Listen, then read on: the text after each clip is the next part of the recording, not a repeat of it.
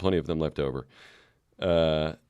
Let's see. More people hopping on now, about 15 of us on here now. So thank you for joining in. As you come on, say hello. If you have any questions for Pastor Matt. So 2 weeks ago, we didn't ask me anything, and you guys really came with the questions. And so if you want to come with the questions again, I know that Matt will be happy to answer them. But say hi, drop any questions that you have, and I'll give a few updates, and then we'll get into the conversation. So first of all, I'm just going to drop the hammer. Maybe you noticed me sort of foreshadowing it in the intro. But and if you haven't read the This Week at Paradox email, this is our final live podcast for the foreseeable future. And Tyser, if you could add some crying and booing sound effects in post-production, I'd appreciate that. I know people are just going to be losing their minds. We started this thing on March 21st. Why can't I talk today, dude? I don't know. It was just a slight March 21st. That's not a date. March 21st. This is just evidence that it needs to be our final live podcast. We started it on March 25th, so just over 2 months ago, as a way to connect during the week, especially as we've been apart during this pandemic. But with restrictions being lifted and smaller groups beginning to gather, we're shifting our energy on Wednesdays kind of towards this reopening phase and towards creating some new videos for y'all that will hopefully help connect the mission and culture of the Paradox Church with your day-to-day lived experience.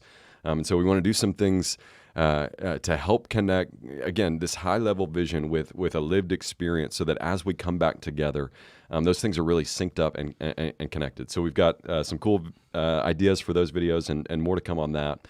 We will still do a podcast. It just won't be live, and it will be audio only. And so if you're subscribed to our regular podcast feed, you're good to go. If not, go ahead and search the Paradox Church wherever you listen to podcasts and hit that subscribe button so you don't miss future episodes. Jordan's going to share the Spotify links in the Facebook comments now if that's helpful for you. If you listen on Spotify, you can find that in the comments and hit subscribe if you haven't yet. And episodes will be coming to you at least monthly, maybe more. We'll see.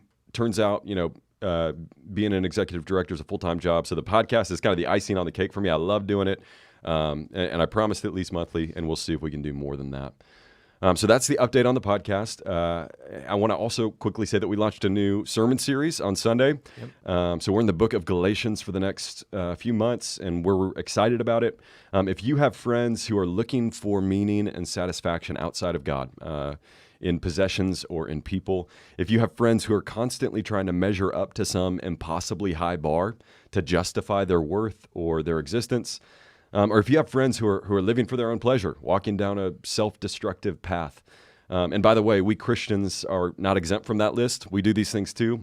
We've just been saved by grace and are by the mercy of God learning to pursue Him above all else. If you have friends that come to mind, as I mentioned those categories, who need to believe the one true gospel, who need to be set free from the emptiness of other pursuits, I'd encourage you to invite them to join you on Sunday to watch the live stream. Invite them into your home to watch the live stream with you. And as always, we'll be on at 10 a.m. and 5 p.m. here on Facebook and then on YouTube and on our website. And we will see you there. Okay, I think that'll do it. Hello again. Hey, what's up? How are you today? I'm wonderful. Yeah? I'm great. Yeah, having a good day. You've got tomorrow, and then you've got Sunday, and then you're on sabbatical. Yep. Which we're excited for y'all and for us. And I want to hear about how we can be praying for y'all towards the end of the show. We're going to share the letter that you've written for our church. But let's start at the beginning. Where'd you grow up? Okay. And then tell me about your path to becoming a professional musician. Okay. So I grew up in North Fort Worth. Okay. And spent most of my childhood in Watauga. Okay. Went to Fossil Ridge High School, graduated there in the year 2000. Okay. And were you a musician all throughout high school? Yeah. Okay. Yeah, pretty much. Started playing guitar in junior high. Okay. Why? For me, it was just another creative outlet. I got a kidney disease in 7th grade, and it isolated me a lot from people. And so I was really into music. I wasn't allowed to listen to anything that wasn't, quote unquote, safe for the whole family, as the radio stations would say. Right. They're not Christian, by the way, FYI.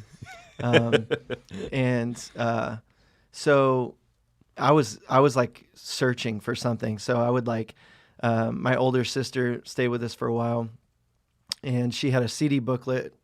If any of our listeners Yes. understand what a CD booklet is. I remember mine. And it was filled with non-Christian music. Okay. And so this was the holy grail Yes. in my house. And so I would sneak in and grab CDs and go hide in my room and listen to them, or I'd put the radio on my Walkman, also an outdated Come on. reference, Yep. and record like songs as they come on the radio. And I Yes. just would like fall in love with all this new music. And and it just became a really good creative outlet for me. Did you ever call the radio station to request a song and then wait by your recorder to hit record as soon as the song came on that you requested? No, Okay, never. okay. Not once. That was me. Sorry. 5th grade. Can you play Shimmer by Fuel? Oh, there and then you I'm go. just waiting on Alice 107.7 to play Shimmer by Fuel. Mm-hmm. I'm a little embarrassed to admit that was the song, but that was it. Okay, so a creative outlet. You're kind of isolated with this disease, which I actually didn't know about. So I'm learning something on.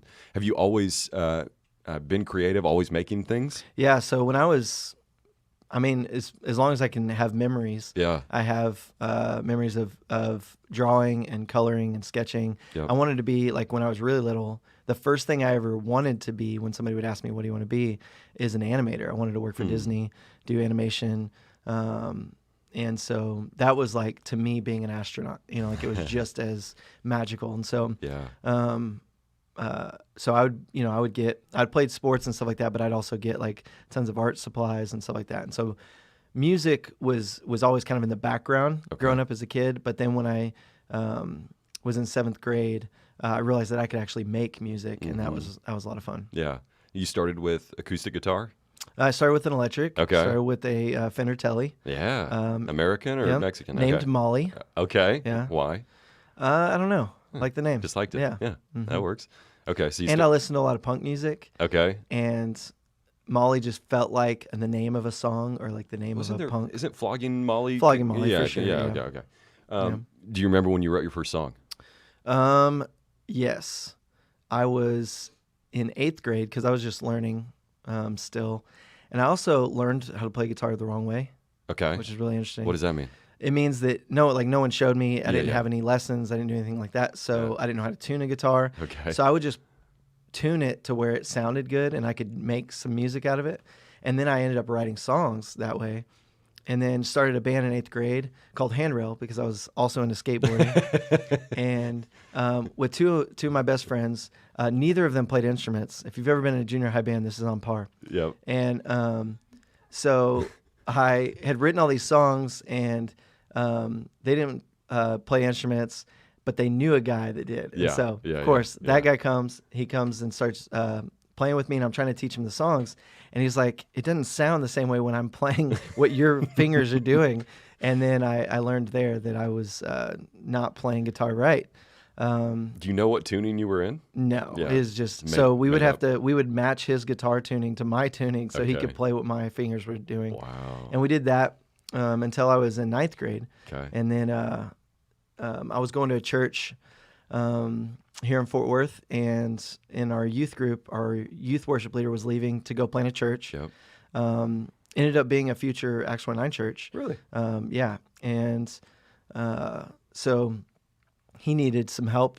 And so he asked for kids who played instruments to show up, and I was the only one that showed up. And he again affirmed I was playing guitar wrong. And then so he taught me how to play, GCDC, basically the, if AC/DC plays Highway to Hell, Exactly. Christians, play GCDC as the Highway to Heaven. Okay, so you get started playing in a youth group, and when did it? When was there like maybe I could do this for a living? Never. I mean, still today. Okay. Yeah, I think it didn't come until it happened, really. Yeah. Like Yeah. But you're graduating high school and you're thinking, what am I going to do next? Yeah, so I went to TCC, which Okay. was at the time TCJC, as a junior college. Okay. And man, I'm really showing how Yeah. old I am right now. You got DCGC and Yep. TCJC. JC. Yeah. So Tarrant County Junior College. Okay. And I had some friends that were going there after high school. And so I went and pretty much took all ridiculous classes because I didn't really want to go to school. Yeah. I just knew that's what you're supposed to do. Sure. I had friends going. So I took I basically picked all the fun classes that my friends were taking. So like bowling, tennis, golf. I think I had one like chemistry class, thing like that. But Yeah. that didn't go well. Yeah. And so I got an opportunity to move out to California and play for a band. And long story short, there's a lot to this, a lot of details that happened to get me there. But I ended up moving to California, joined a band. The lead singer quit the day I moved out there. Oh, wow. Before I actually moved out there, the day I was flying out there, I found out that he quit, and he had actually moved to Mississippi from California.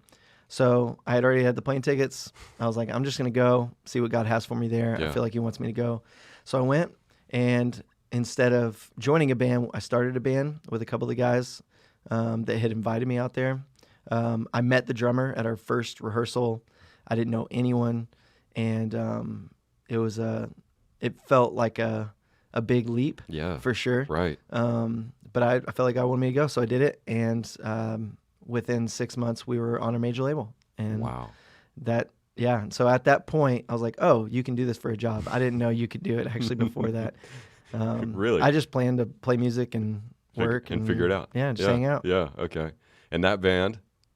That band was called Letter Kills. Yes. Yes. Yep, we were on Island F Jam Records. And you were, how long did you do that? 5 years. Okay. 2002 to the end of 2006. Yeah. Mm-hmm. And that was pretty constant touring and recording and kind of all in, right? Oh, yeah. Yeah. Yeah, I was gone. Initially, I was gone 300 days out of the year. Oh, I mean, my it was goodness. maybe even a little bit more for the Yeah. first couple of years. Yeah. Yeah. Most memorable show you played with them? I'm putting you on the spot. Yeah, you are. You don't. If it doesn't come to mind, that's okay. I mean, the one that came to mind was getting to play with Bone Thugs and Harmony and CeeLo. That was memorable because it was so obscure. CeeLo Green? Yep. That makes me crazy. Yep, Yeah. that's the one. Nice. And I got to, so Bone Thugs was one of those 7th grade discovery Yeah. artists for me.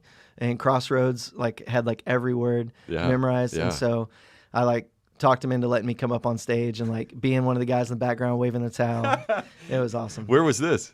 Florida State University. Okay. Yep. Oh my gosh, that's insane. Yep. Somewhere along the way, you meet Nicole, Yes. your wife. Yep. Tell us that story. I think I know that story. Yeah. So, again, that's another story that requires a lot of detail, but at the same time, in short, we met online. We met AOL Instant Messenger. Yes. If any of you have seen You've Got Mail, that is us pretty much. We had just both gotten out of serious relationships, Yeah. and we met on AOL Instant Messenger. And screen names. I gotta have the screen names. So hers was I don't want to guess. I'm looking at the camera in case it wasn't her screen name, but mine was Harvey in the Rain. Yep. Okay, right. Your favorite movie. Yep. Yep. Favorite movie and favorite musical. Yep. Nice. Yes. Yep. Singing in the Rain. Mine. Since I asked, I have to share mine. Mine was Funny Boy 513. Okay. And, That's good. and that's enough from the studio audience over there. The peanut gallery over here. And EA is my wife. Yeah. So she was much holier than me. Hers was EA Loves Jesus 02. Ooh. Yeah, right? I know. Extremely holy. Yeah. Yeah. So but how do you just meet on Instant Messenger? So I was friends with her sister. Okay, that's and right. Her sister was logged into her computer at her dorm. Yes, I remember this now. And so she hopped on, saw me, Yeah. started talking to me, and then Isn't that wild? Like I remember when I was in 5th grade, we had our family computer, and now we're just two old guys, swapping text stories here. But I just picked a random email address in our catalog of email addresses, and just emailed sup to whoever this was, and it was the president of Moody. Sup, dude. Sup, dude. To the president of Moody Bible Institute, who was a friend of my dad's, and he just wrote back, "Sup." That's amazing. At which point I went and got my dad and said, what have I done here? Anyway, okay, so you meet on Instant Messenger and then at some point decide. Yeah, so I was going through some really heavy stuff at that time. Yeah. And she was the first person, that first time conversation we ever had, she was the first person to ask me how I was doing. Wow. And so I didn't have obviously wasn't going to church. I was a Christian, but, when you're touring nonstop, there's just, church doesn't exist for you. It's Right. really difficult Right. to be connected to any community. And I still was getting to know the people around me, the guys in my band. We got big so fast that we were just business partners pretty much. Yeah, sure. And so there was no deep relationship there. But Nicole had no problem asking if you know her. She has no problem saying the hard things. Yep. And I needed it. I needed somebody to ask me how I was doing. And so that kind of launched us into more conversation, finding out that she loved Jesus too, and being able to ask her for prayer, for things like that. Yeah. And then we just would talk every chance that we got. Anytime I had a computer, because we didn't have laptops or anything like that. And so I think what I did is I had to get calling cards if I'm if I'm really gonna date myself here. I think that I would pick up calling cards and call her from the hotel room. Wow. Yeah. Okay. So eventually y'all decide we're getting married, and then wait, and then the band stops. Is that right? Then Let Her Kill stops. So we ended up getting married, and Yes. Let Her Kill was still going. Still going. Mhm. Okay, and she's joining you on tour, and Yeah, she was in Okay. school, so she went to Cal Baptist University right. in Riverside, California, and we got married. She graduated 6 months later. Yeah. We got married, went on we had a 3-day honeymoon, and then Yeah. I had to hit the road. Right. So that was really hard. Right. And then 5 or 6 months later, we ended up moving to Texas when she graduated. Yeah. And after she graduated, it's a lot cheaper to live here. And at her suggestion, she said, "Let's go. Let's go Yeah. to Fort Worth. There's more opportunities there for her to work." Okay. And then also just my family's from here. I'm Yeah. from here. Yeah. And so there was history. And so she said, Let's do it. "Let's go." Yeah. So we moved back here, and then I drove across country and all of our stuff in a van, dropped her off at a studio apartment that some friends were letting us stay at until we got our own place. And then a few days later, headed back on to the road. California. Right. And so that first year of marriage, really the first several years of marriage, we've Yeah. been married for 15 years now, Yeah. and were really difficult. But that first year, we were just gone. I was gone. Like I Yeah. just didn't see her hardly ever. Right. Thanksgiving, I think, was a big time at home. But things like that were really difficult. Mm-hmm. Mm-hmm. And I know that somewhere in there you transitioned to singing in the wedding. Mm-hmm.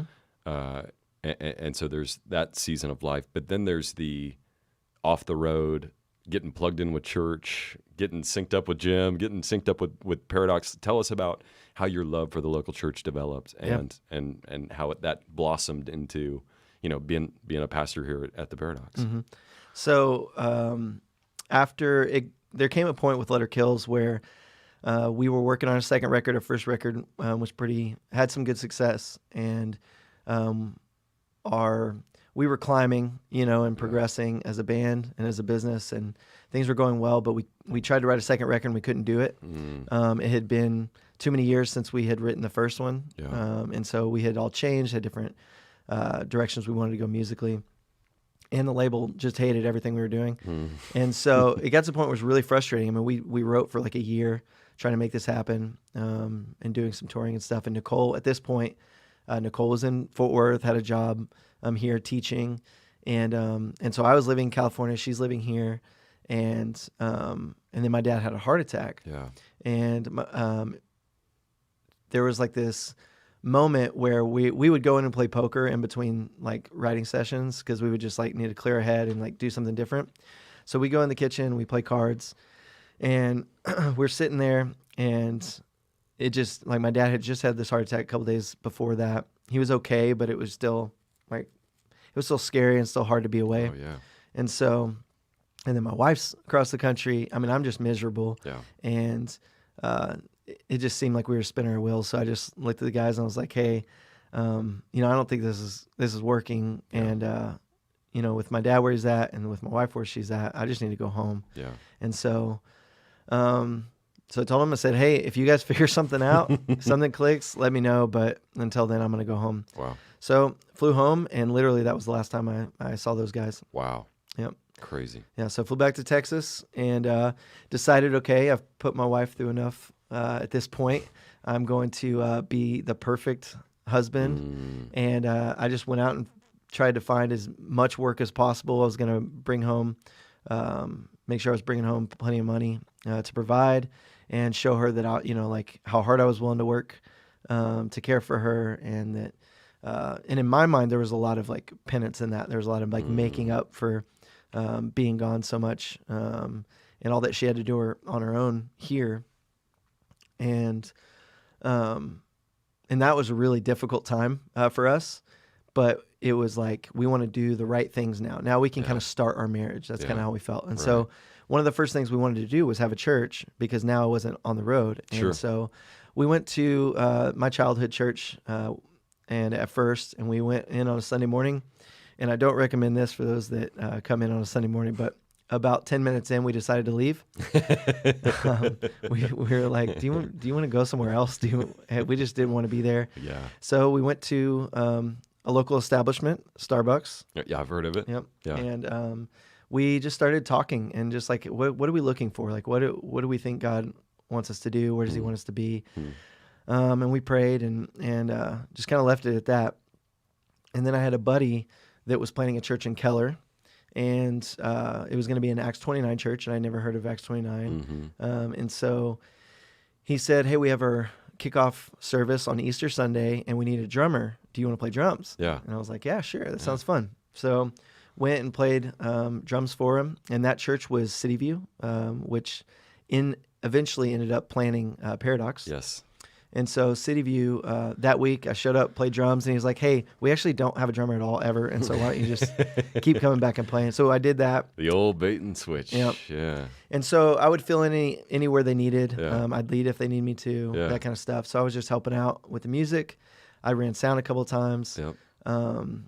And me and Nicole got really connected there. And Pastor Rick White, and at the time Pastor Adam Crawford, just really cared for us really well, really took us in ways that we had never experienced before with the church. It was really refreshing to hear the gospel preached and really feel like we were growing in understanding of the scriptures, but then also just of our place in the church. Like I said, I for touring for 12 years, it's really hard to build relationships, especially with the church. So there are pastors that I was friends with, that's why you hear a lot of times like these celebrities, they have like pastors that they're connected with, and you're like, they don't even go to that church, that kind of thing. Right. Well, that's kind of how it is. I mean, you don't have the ability most of the time to go. And so for me, it was like, okay, the church is good. I'm not anti-church. I'm not against church. It's just not something that's for me, because it doesn't fit within how I live, and what's going on. And so this was the first time that we started to see how we fit into the church, and how we could be connected, and how we could be cared for in community, and how much we needed it. Yep. We started learning those things through our relationships that we were building at City View. And then I was on tour with the wedding. So that I took a year off in between Letter Kills. I wasn't going to go back on the road because of all the hurt that I had caused my wife, all the hurt that caused me from being away for the first couple of years. It was like I had determined I'm just not going to do that anymore. It was just a black and white issue for me. Then of course, bands. So once I quit Letter Kills for that whole year, bands were calling me, asking me to sing for their band, and I kept saying no. Finally, I felt like God wanted me to say yes to someone I had said no to a bunch. A band called The Wedding. Yeah, they were a Christian band, and I did not want to be in a Christian band. And the Lord was like, "No, like I want you to do this." And I was terrified to talk to my wife about it. And I didn't know how she would respond. I felt like even just asking would be hurtful. Sure. So that was really difficult. And the same day, so I took her to Bennigan's, another local establishment that doesn't exist. Did you get a croque madame? No, probably a Monte Cristo. Oh, yeah. Yeah, very nice. Sorry if all my references are outdated. I think people are tracking. Okay, cool. Yeah. So I took her to Bennigan's. We decided to. I was gonna talk to her about it. Told her I wanted to take her out and have a good talk about some stuff God was doing. Yeah.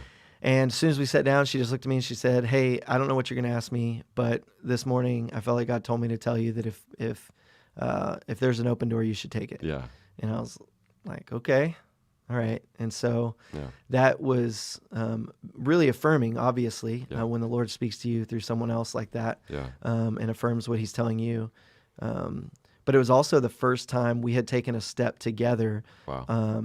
in mission. Right. I mean, that was our, okay, God's calling us to something. Mm-hmm. And that was really, really powerful moment for us in our Yes. marriage. Yes. And so joined the wedding, trying to keep this as short as possible. No, you're good, man. And something, the next step in solidifying kind of our love for the local church was when I decided to join the band and go Yeah. back on tour. They brought us up on stage and they actually commissioned us Right. as missionaries. Right. And we were like really confused. What do you expect from us? But there was an element of like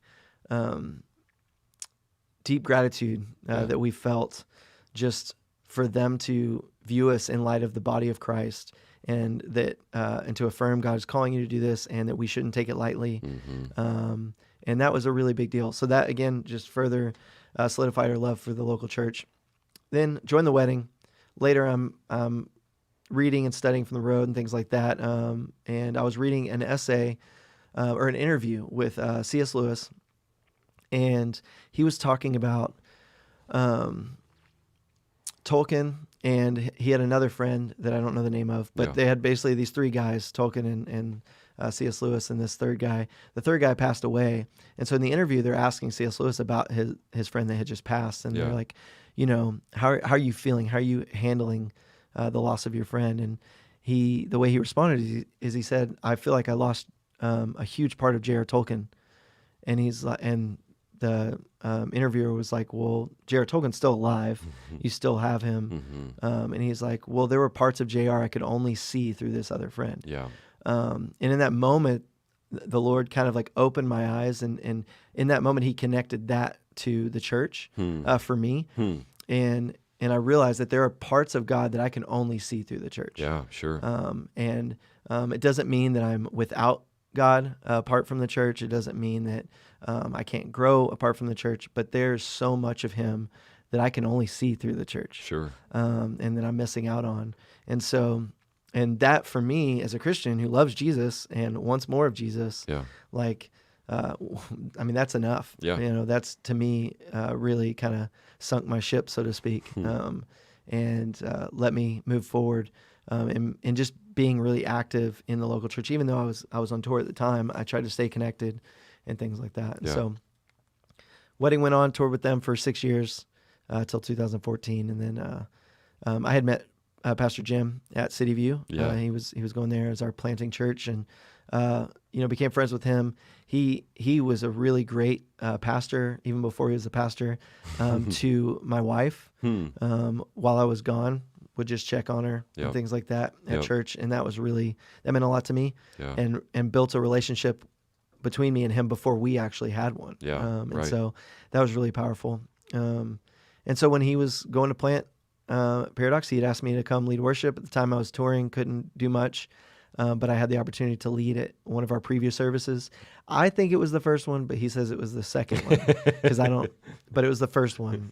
So, And we will never convince either of you otherwise. no. Yeah. Yeah. You And know, so yeah. I led the first one, Right. went back on tour. Touring started slowing down, and then Jim was like, "Hey, you're home a lot more. Why don't you just come and do this full time?" Uh-huh. Yep. And that was 15? 14. Oh, that was 14. Okay. 2014. When you came on full time. Yeah. Wow. Okay. So 6 years now. Right. Yep. And that leads us into a sabbatical. I mean, there's plenty that we could cover in the past 6 years, I'm sure. But we do like to keep these to 30 minutes. And so actually, let's see if we have any questions before we go into sabbatical talk. Thanks for sharing all that. Yeah, no problem. Okay, I'm not seeing anything. Nope. Okay. Let's see. Anything in Facebook? Great word, Matt, says Frank Trevette Jr. Thank you, Frank. Hey, Adam Anglin. Fun to see you popping on here. And Wes and Kevin Howard. What's up, Kevin Howard? Heather is identifying with our early 2000s talk. What's up, Lane Kipp? Joseph Morales. Sorry I missed you guys popping on. Jeremiah Smith, Dwayne Graves. Thanks for jumping on with us. But I don't see any questions coming through. I think that's Sweet. because I'm such a great question asker. It's got to be why.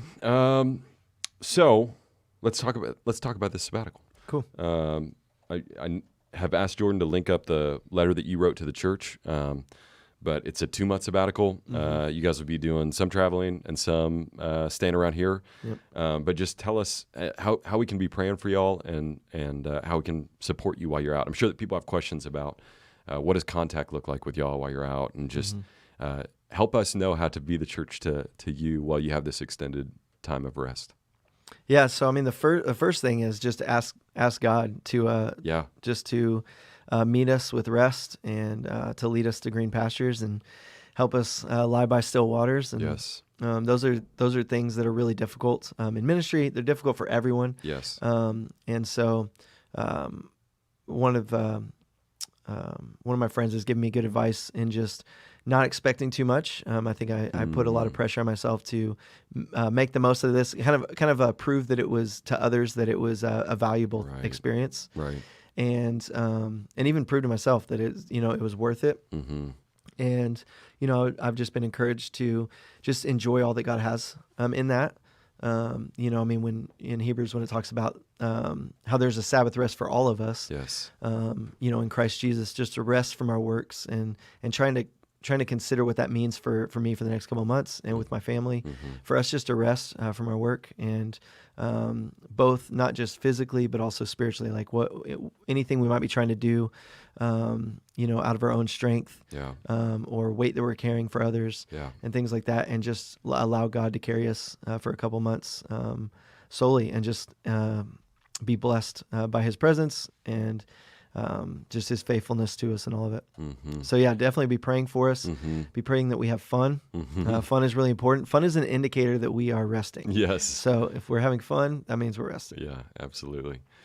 Okay, great. Well, we'll miss you, but we know you'll be back in 2 months. You'll be back early August, right? Will be your first Sunday back. August 2nd. Okay.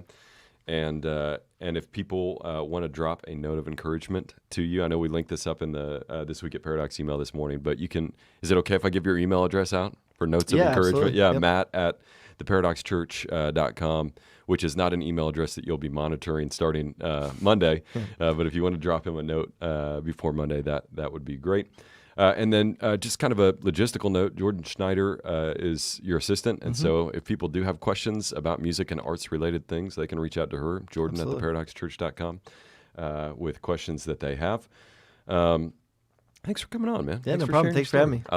I love you. I love having you as a coworker and as a brother, and I'm grateful for your work as a pastor to this city and to our church, and for the great music that you and your team write to encourage us in the gospel. And I've just loved being your next door neighbor, coworker. Yep. Our offices are right by each other. I'll miss sharing our music preferences over the next 2 months, but we look forward to having you back, and are hopeful for what God will do in this time. Absolutely. Okay. Thank you for tuning in over the past 2 months for this live podcast. This has been a lot of fun. And like I said, don't worry, we're going to keep it up with the audio podcasts. Thanks to those of you who have sent podcast ideas over the past few weeks. I'm thinking of Kristen Williams and Jay Leibold in particular. Thank you for those ideas. We'll hope to get to them soon. And my inbox is always open as well. So James at theparadoxchurch.com. You're probably picking up on a theme here of first name at theparadoxchurch.com. But yeah, if you have any suggestions or things that you want to hear about here on the show, please do let me know. We will see you this Sunday at 10 a.m. or 5 p.m. Central Standard Time. And until then, take care and God bless.